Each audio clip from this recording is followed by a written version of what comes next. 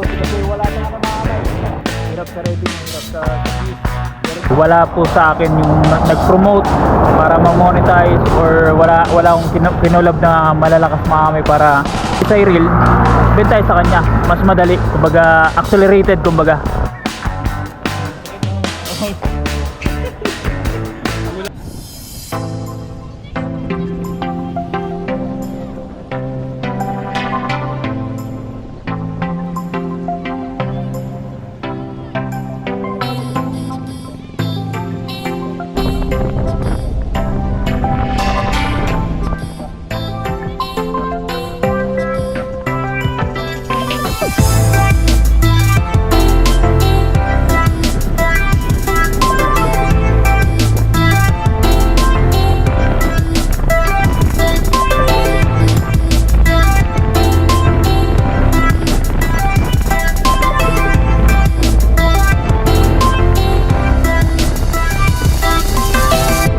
Yun welcome guys sa ating channel at lagari tayo ngayon mga kamay kasi pupunta ako ng Lukban. Nag-stop over muna ako dito sa probinsya kasi si Mrs. hindi makakatagawa ng galing sa trabaho at grabe din masama din pakiramdam, so inasikaso ko muna.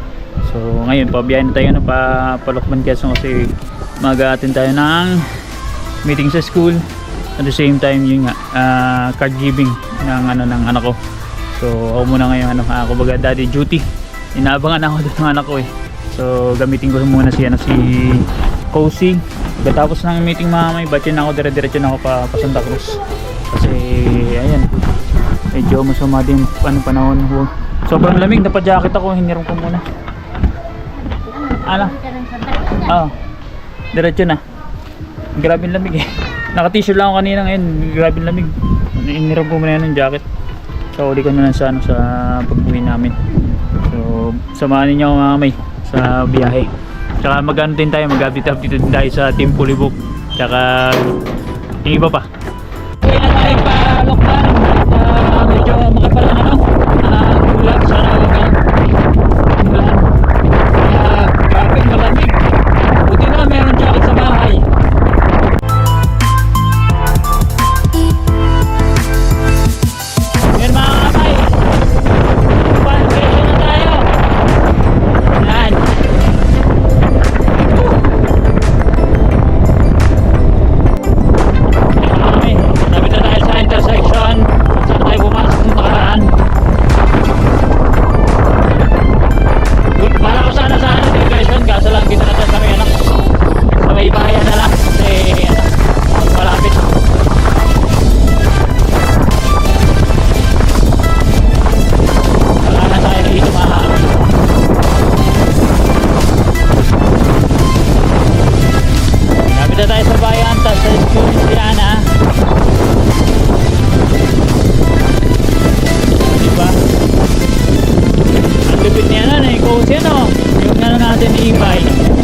Meron akong ikikwento sa inyo dito.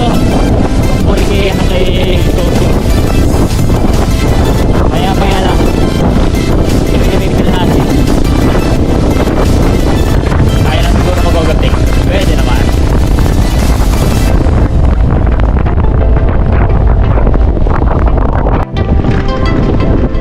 Diba itong last time na blinag natin yung simbahan. So dito tayo dadaan kasi ginagawa din yung kalsada.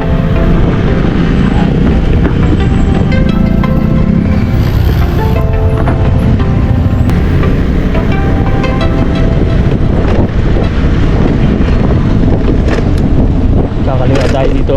Ito mga kamay, hindi ko kabisado dito. Lahat yung pasikot-sikot. Kaso lang yung iba lang na nadadaanan ko, yun na tinatandaan ko kay school, ganun. Pupunta sa pinagpapraktisan ni Siana. Mga kamay.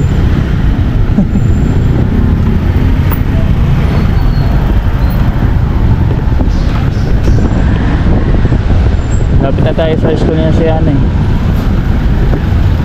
Wala lang traffic, 2 minutes nandun tayo mga motor. Yan. Pag nagka-pera may fountain, tsaka pag nag-vans Honda Click na lang daw ang bibiling ko sakali. Honda Click na hindi na yung 160 mga may, baka 125. Ang bibigatan tayo sa ano, sa 160 para tayo pambayad ng monthly.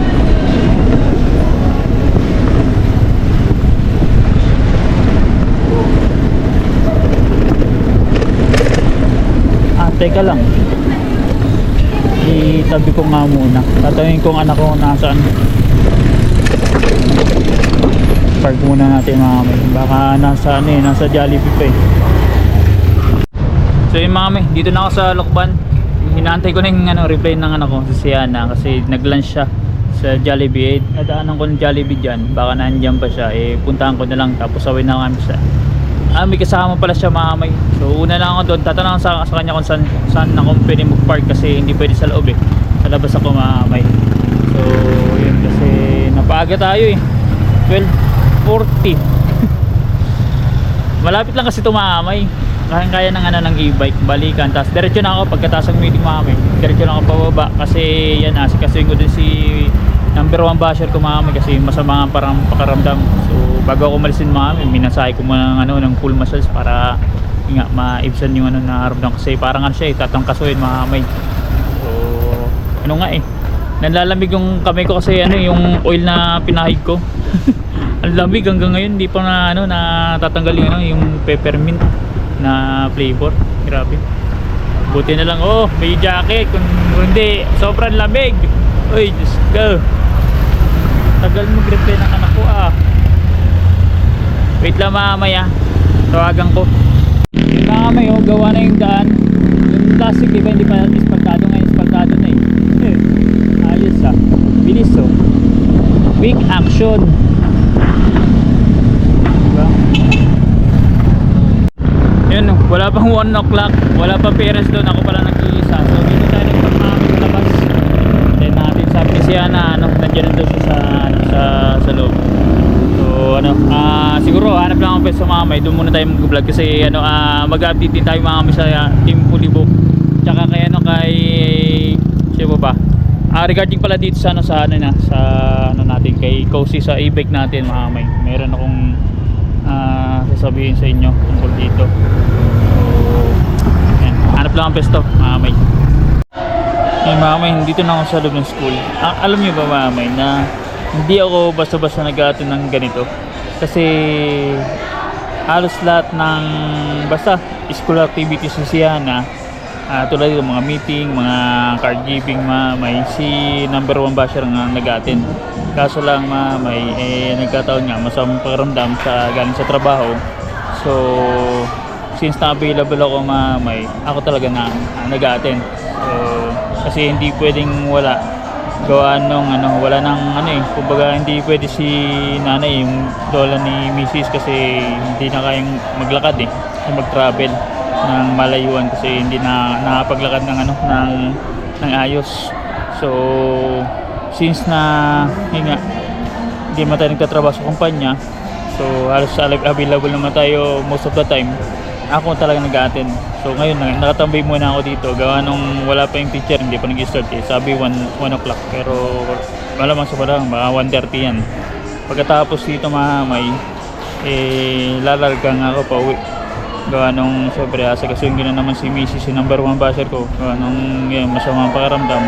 I-check ko pa kasi kanina binilang ko na ng gamot bago ako umalis dun, tapos minasahe natin. Yun, lagari tayo ngayon mamay. Sana wag umulan, wag tayo abutin ng ulan mamay kasi sama ang pakiramdam masama din ang pakiramdam ko mamay ng bagya. Pero yung nantabayan natin yung sama ng panahon, sana wag umulan kasi medyo malayo pang natin ita-travel na Lokban to Santa Cruz so yan delikado, tsaka kailangan natin makababa ng maaga, wag yung madilim kasi talo tayo sa ilaw ng e-bike, mahina kasi. So yun, so up na natin yung parents, puntahan ko muna yung mga miss siya.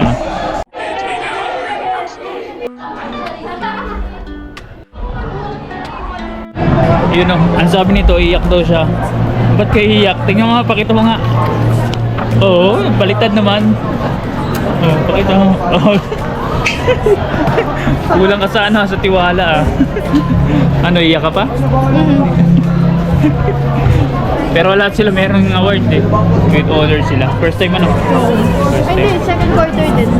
Lahat kayo? Okay. Second quarter pa lahat sila. Pero first quarter, wala eh. Kasi nag-ano to eh. Nag-travel eh. Ano diba yun yun? Nagganon. Nagano kami na... Kumanon, lumipat ako pero yung grades ko bumaba. yung nag-travel kami. So naapektuhan ng bagya. Konti lang naman. 2 points. Oh. Bye-bye. Tuwa ka lang ngayon ano? Hindi ka naiyak. Yun mga kami, tapos ang meeting at naulan. Kailangan po bumiyahe. Mga kalating oras ang biyahe natin. Ito na saban si Ana. Ito po yata eh, sa unahan. Ayan pala. Check ko lang ang anak ko. May nakantay po eh. Sabi ng anak ko, sa green band daw. Nandun pala sa white na service. Daw kung batang yun ah. Kaya tanong ko kanina. Ayan, basa na ang ating ano eh, si Cozy oh. Biyahe na to. Magka-jacket muna ako, ang lamig mga kamay. Grabe. Yun mga kamay, biyahe na tayo. Mga isa't kalahating oras siguro ang biyahe natin. Di ako makapagpatakbo eh, na madulas ang kalsado. Bagong ano yan eh, palto. Kumain mo na ang siopaw.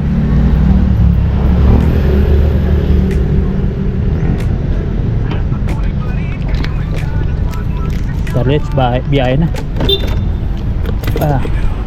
So.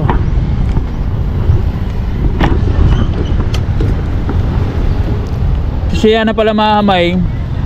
Nakalis na. Doon sa ano, puti na van. Kaya pinagtripan ng ano ko, ang side mirror ko. Loko ha.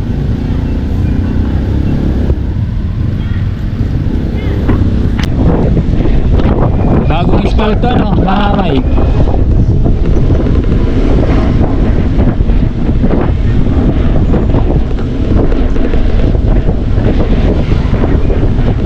Uwi na tayo mga kamay. Isa't kalahating oras ang biyahe.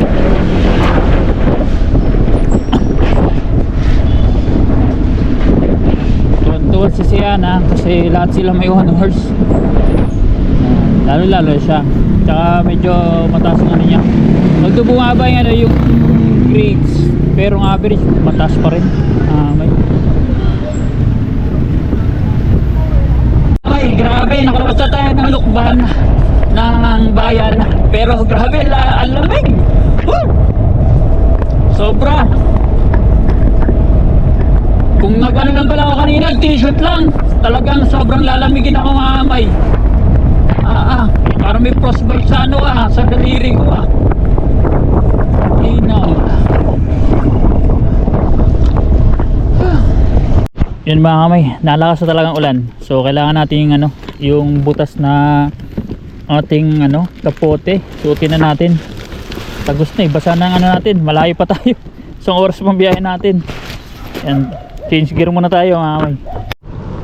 Yun, let's go na mga kamay. Travel ulit. Pagkapote na tayo kahit na hasbu, butas to.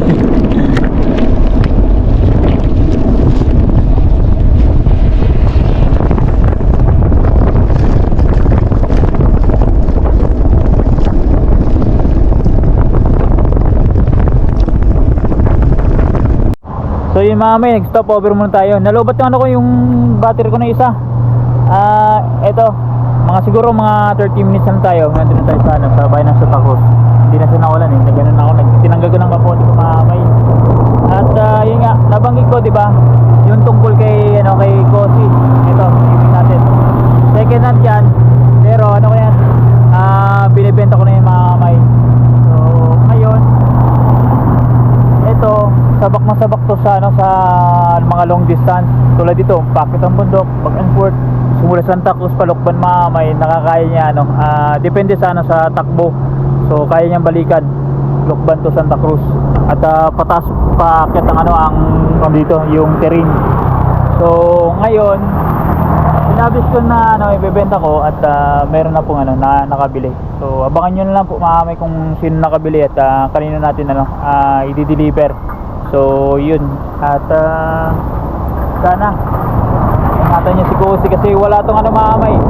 Hindi ko to binebenta kasi may sira. Okay. Talagang ano to, binebenta ko gawa ng 'di ba, sabi ko nga, magko-convert ako later on sa motor. So kailangan ko na to ma-fully paid. So kumbaga hindi ko na siya pinatungan yung ano natin, yung e-bike. Kumbaga at least na lang kung magkano na lang balance si mamay, yun na lang benta natin para at least wala na nga akong isipin sa monthly.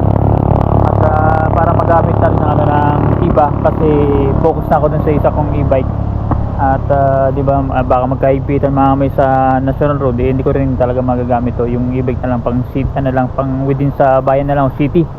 So yun, medyo anin ko lang yan, lilinisan, tapos ipapacheck ko rin yan yung parang bearing para at least sabi ng technician yung bearing lalagyan ng grasa para at least smooth.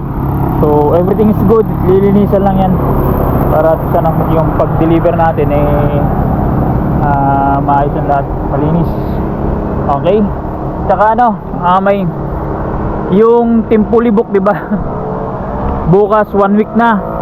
So doon na tayo mag-announce mamay na matitira at makakausad. So kumbaga antayin natin, sana makahabol sila ngayon hanggang bukas kasi pag once nag-update tayo sa February 7, since na 1 week na ng alas 8, sana makatagos lahat.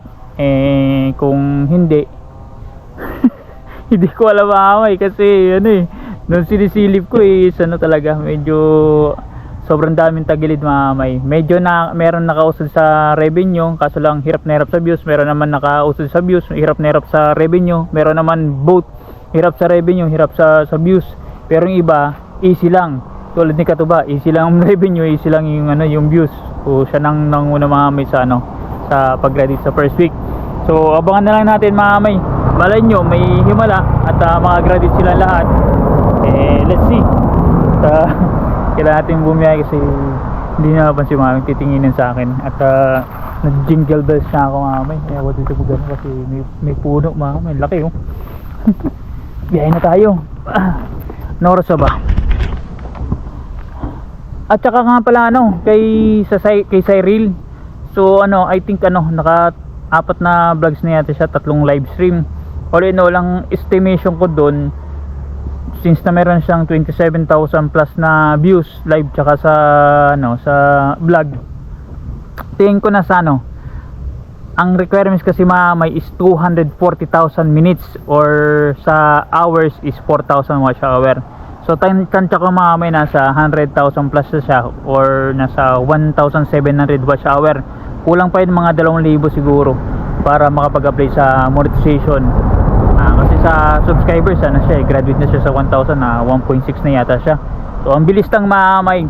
Hindi siya katulad ng ibang small content creator na tulad ko mamay, experience ko talagang talagang winork out ko ang subscribers ko pati watch hour mamay. Wala po sa akin yung nag-promote para ma-monetize or wala akong kinulab na malalakas mamay para ma-monetize ako. Kumbaga all sweat mamay, puyat, pagod sa akin.